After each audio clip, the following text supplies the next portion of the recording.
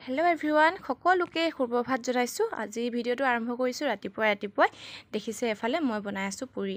ৰাতিপুৱা চোতাল পদূলি সৰা, ঘৰ সৰা, বাচন ধোৱা, কাপোৰ ধোৱা, আৰু তাতে গাঁৱৰ পৰিৱেশত চোতাল পদূলি বহুত ডাঙৰ, জানে আৰু কিমান দেৰি লাগে। আকৌ খৰখেদাকৈ গা ধুই এফালে সোমাইছোঁ পাকঘৰত।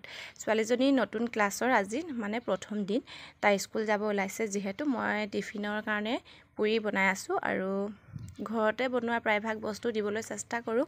পুৰি যেনেকৈ পকৰি, চুজি তেনেকুৱা ধৰণৰ, আৰু দোকানৰ পাকিটৰ বস্তু কিছুমান কেতিয়াবাহে দিওঁ, যেতিয়া মই বনাব সময় নাপাওঁ, নহ'লে পেটৰ মানে অসুখ কৰে, পেট বিষাব নেকি বুলি স্কুলত মানে অকণমান ভয় লাগে।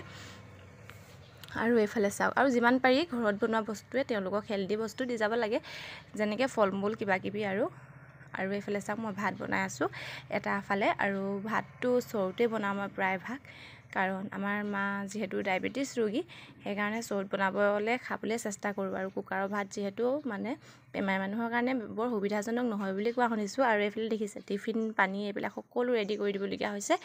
তাই 7 বছৰ হ'লগৈ, ক্লাছ 3ত পালেগৈ, কিন্তু নিজৰ কাম এটাও কৰি নলয়। মানে ইমান চেষ্টা কৰোঁ শিকাবলৈ, জানে কিন্তু কৰিব মন নকৰে। আৰু তাত এইফালে পুৰি ভৰাই আছোঁ, তাইক অকণমান টিফিনটো সৰহকৈ দিব চেষ্টা কৰোঁ, কাৰণ তাইৰ লগৰখিনিৰ লগত ভাগ বতৰা কৰি মেলি খাই বোলে। আৰু টিফিনটো দি নগ'লেও বেয়া লাগে নহয়নে, ৰাতিপুৱা খৰখেদাকৈ খাবলৈ ভাত মনেই নকৰে। আৰু আহে 2টা বজাত। আৰু এইফালে দেখিছে বটলটো খালী, মিঠাতেলৰ বটলটো, আলু আৰু বিলাহী পিটিকা কৰি দিছিলোঁ তাইলৈ। মিঠাতেল দিব ওলাইছোঁ, চাইছোঁ নাই, ৰাতিও পাহৰিলোঁ, মই মানুহজনকো ক'বলৈ নহ'ল, ময়ো আনিব নহ'ল। দোকান কিন্তু ওচৰতে আছে, এতিয়া আনিবগৈ লাগিব। আৰু এটুপ দুটুপ পিটিকাহে, তেনেকৈ দিয়ে পিটিকা কৰি দিলোঁ। আৰু এইফালে চাওক ছোৱালীজনী কি কৰি আছে দেখিছে, তাই মানে নতুনকৈ দাঁত খিলিছে আৰু সৰিব হৈছে, আৰু সেয়া তাই দেখাই আছে। আৰু এইফালে মই ধুমাধুম লগাই আছোঁ তাইক ক্ৰীম। তাই মানে নিজৰ কাম কৰি নলৈ কৈছিলোঁ, দেখিছে ক্ৰীমখিনিও মানে লগাই নলয়, ইমান আমনি নহয়। এইফালে মই তাইক চিঞৰ বাখৰ কৰি মেলি মানে এইবিলাক ৰাতিপুৱা মানে উৎপাত কৰি থাকিবলগীয়া হয়, দেখিছে তাইৰ লগত। এইয়া চাওক, ক্ৰীম লগাই থাকোঁতেও তাই দেখিছে জিভাখন কেনেদৰে উলিয়াই আছে। আৰু চুলিখিনি ফনিয়াইছিলোঁ এবাৰ, আকৌ এবাৰ ফনিয়াই দিছোঁ, দেখিছে সৰু সৰু চুলিবিলাক ওলাই গৈছে। আৰু ৰাতিপুৱা খৰখেদা সকলোৰে হয় নহয় বাৰু কওকচোন, স্কুল টাইমটোত, তাতে মানুহজনো নাই, কামলৈ ওলাই গ'ল, অকলে কৰিবলগীয়া হৈছে। যিহেতু